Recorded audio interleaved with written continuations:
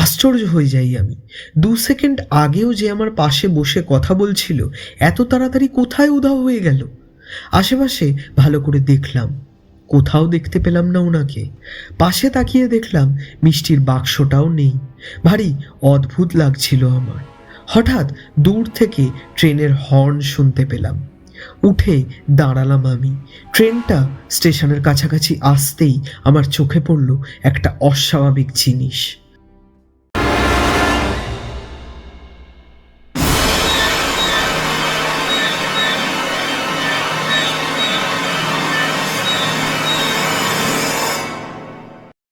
নমস্কার, আমি অয়ন। গল্পের কোলাহলের 31 নম্বর এপিসোডে সকলকে স্বাগত। আজকে রয়েছে তোমাদের জন্য 2টি সত্যি অলৌকিক ঘটনা।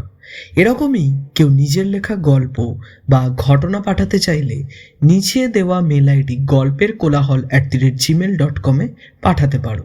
লাইক, কমেন্ট অ্যান্ড শেয়ার করে ভালোবাসা দিও, আর সাবস্ক্রাইব করো আমাদের ছোট্ট চ্যানেলকে সাপোর্ট করার জন্য।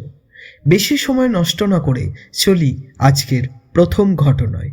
আমি অয়ন আছি তোমাদের সাথে। শুরু করছি আজকের ঘটনা। অয়নদা, আমি রাকেশ। এই ঘটনাটা পাঠাচ্ছি ডানকুনি থেকে। যদি এই ঘটনাটা ভালো লাগে তাহলে পাঠ করে শুনিও গল্পের কোলাহলে। এই ঘটনাটা আমার সাথে ঘটেছে কিছুদিন আগেই, 2025-এর ডিসেম্বরে। আমি কাজ করি জনাইয়ের এক ইন্ডাস্ট্রিতে। আমি সাধারণত অফিসে নিজের বাইক নিয়েই যাওয়া আসা করি, তবে সেদিন আমার বাইক ছিল না। আমার বাইকটা সার্ভিসিংয়ে দিয়েছিলাম, তাই বাধ্য হয়েই সেদিনকে আমাকে ট্রেনে করেই যেতে হয়েছিল। অফিস থেকে বেরোই তখন রাত 9টা। ওখানে অফিসের কিছু বন্ধুদের সাথে বেশ কিছুক্ষণ আড্ডা মেরে ফোনে দেখি রাত 10:40 মশাগ্রাম হাওড়া লোকালটা আসছে। বেশ অনেকটা সময়ই কেটে গেছিল, আর ওই ট্রেনটা মিস করলে আবার পরের ট্রেন প্রায় 1 ঘন্টা বাদে, সেই রাত 11:30টায়। তাই আর দেরি না করে আমি ওদের সবাইকে বিদায় জানিয়ে হেঁটে রওনা দিই স্টেশনের উদ্দেশ্যে। স্টেশনে পৌঁছাই 10:15 নাগাদ। স্টেশনে পৌঁছে আমি ভালোই অবাক হই। প্রায় ফাঁকা স্টেশন, আর সেদিন ঠান্ডাটাও বেশ ভালোই পড়েছিল। তাই ভাবলাম ওই জন্য হয়তো স্টেশনটা খালি খালি। একটা হকারও চোখে পড়ল না। ফোনের অ্যাপ্লিকেশনে চেক করলাম, ট্রেন অন টাইমই রয়েছে। নিজের বাইক থাকার জন্য আমার লোকাল ট্রেনে ওঠার সৌভাগ্য জীবনে খুব কমই হয়েছে। 3 নম্বর প্ল্যাটফর্মের সামনেই একটা সিমেন্টের বেদিতে গিয়ে আমি বসলাম। কুয়াশাচ্ছন্ন পরিবেশটা একটা আলাদাই মায়াবী রূপ নিয়েছিল। বেশ খিদে খিদেও পাচ্ছিল। ভেবেছিলাম স্টেশনে কোনো কিছু টুকটাক পেলে খেয়ে নেব, কিন্তু সেই ভাগ্য তো আর পাইনি। ফাঁকা প্রায় জনশূন্য স্টেশনের 3 নম্বর প্ল্যাটফর্মে আমি একাই বসে রইলাম। সঙ্গী বলতে তখন আমার কাছে শুধু মোবাইল ফোনটা। হঠাৎ একটা আওয়াজ আসে আমার পাশ থেকে।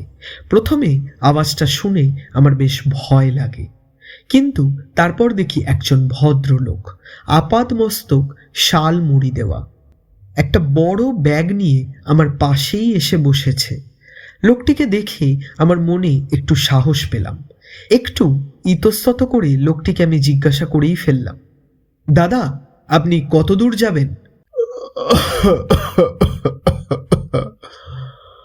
হাওড়া যাব। উত্তরটা দিয়ে লোকটি আবার কাশতে থাকে। আমি আর বেশি কথা বাড়াই না, নিজের ফোন নিয়ে ব্যস্ত থাকি। তারপর লোকটি হঠাৎ নিজে থেকেই বলে ওঠে,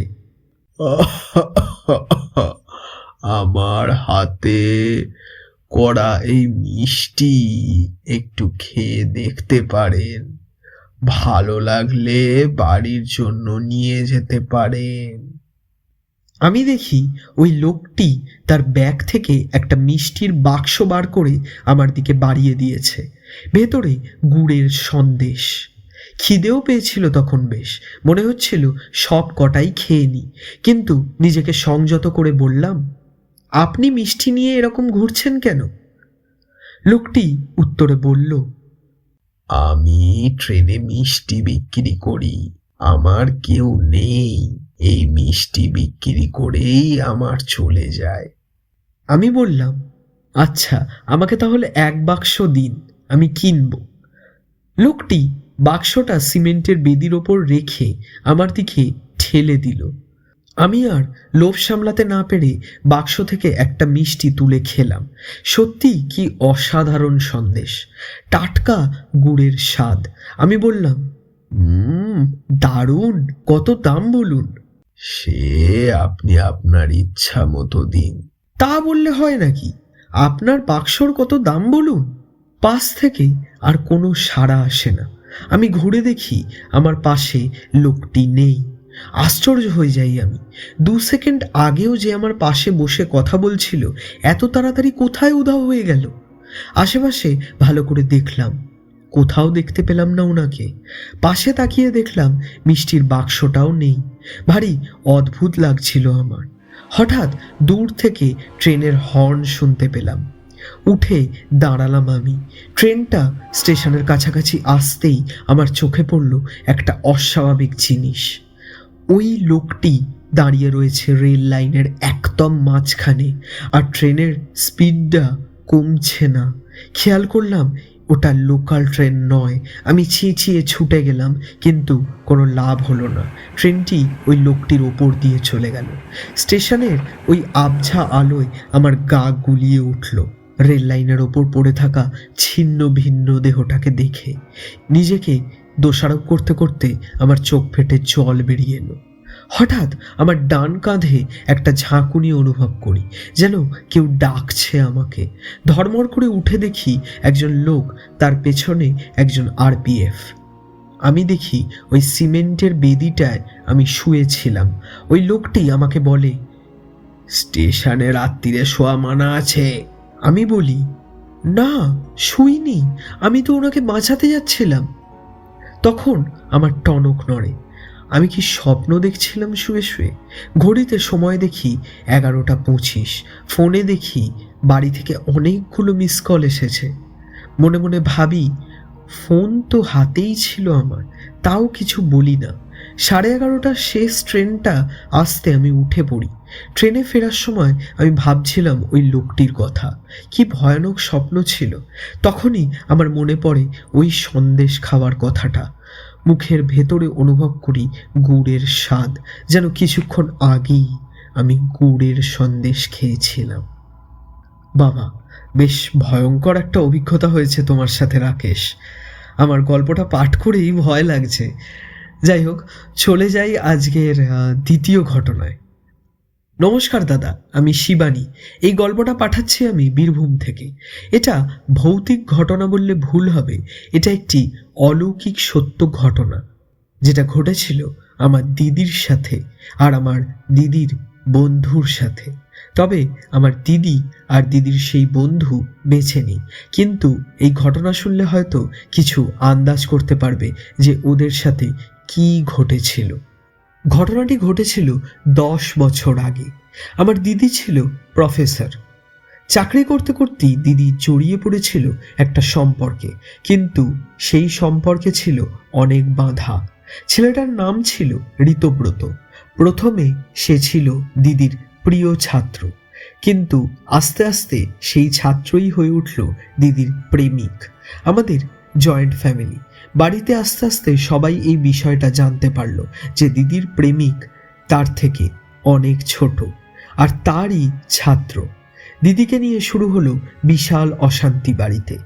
বিয়ে দেওয়ার জন্য প্রচুর সম্বন্ধ দেখা শুরু হলো। একটা পাত্রও ঠিক করা হলো, কিন্তু বিয়ের দিন দিদি বাড়ি ছেড়ে ঋতব্রতর সাথে পালিয়ে গেল। সব জায়গায় খোঁজ খবর নিয়ে কোথাও দিদির খোঁজ পাওয়া গেল না।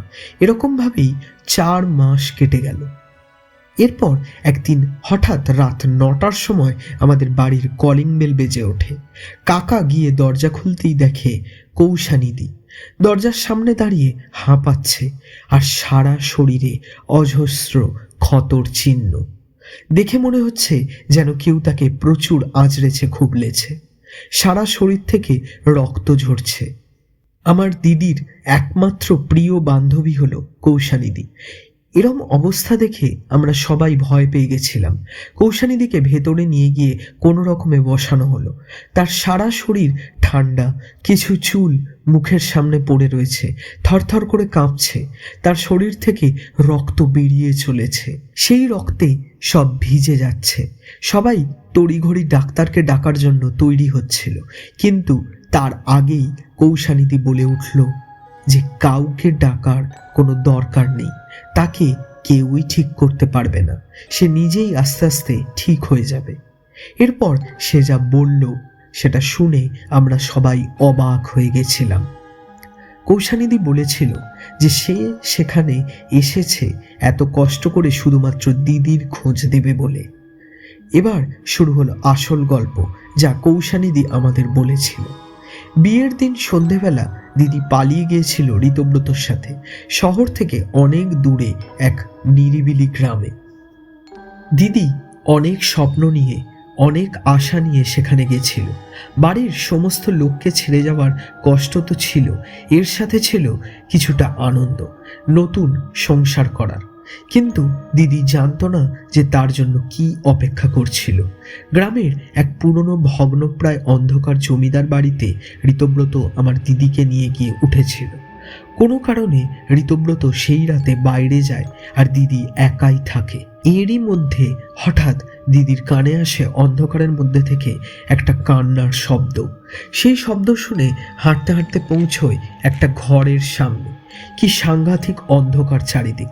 ফোনের ফ্ল্যাশের আলোতে দরজাটা খুলে দেখে ভেতরে একটা মেয়ে, মুখে কাপড় বাঁধা, হাত আর সারা শরীর দড়ি দিয়ে বাঁধা।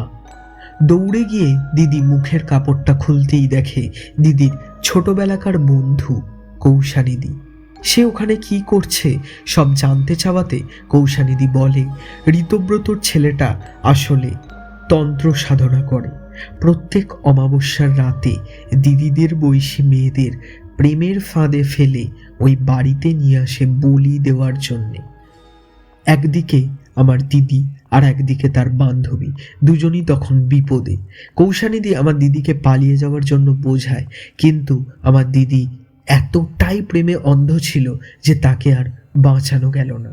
এসব বলার পর হঠাৎ কোথা থেকে আমার দিদির কাটা মুন্ডুটা বার করে আমাদের টেবিলে রাখে কৌশানীদি। আমরা সবাই সেখান থেকে ছিটকে গেলাম। সারা ঘর রক্তে ভেসে যাচ্ছে।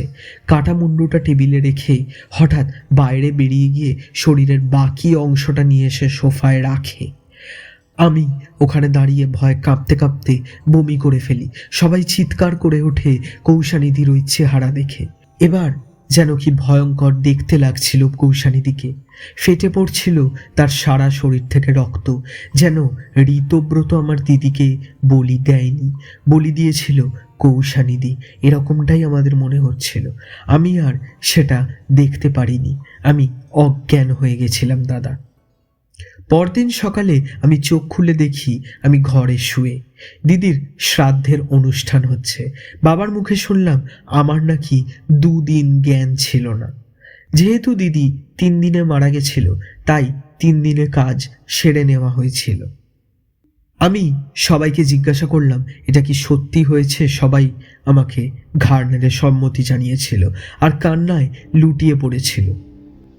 কাকা এসে বলেছিল সেদিন রাতে আমাদের বাড়িতে যে এসেছিল সে কৌশানীদি ছিল না, ছিল ওর প্রেত। আমার পায়ের তলা থেকে মাটিটা সরে গিয়েছিল।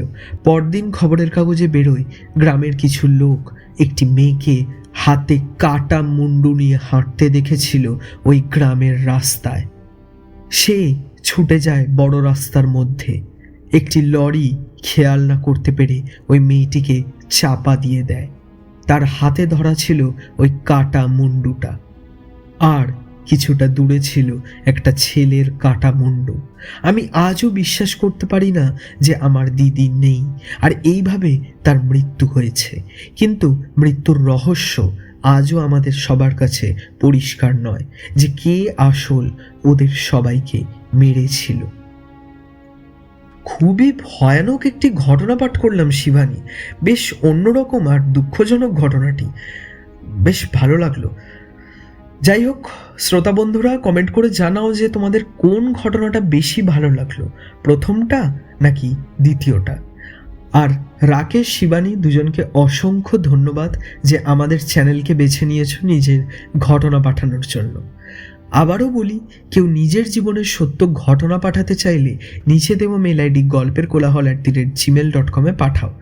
লাইক শেয়ার করে ভালোবাসা দিও, আর সাবস্ক্রাইব করতে কিন্তু ভুলো না।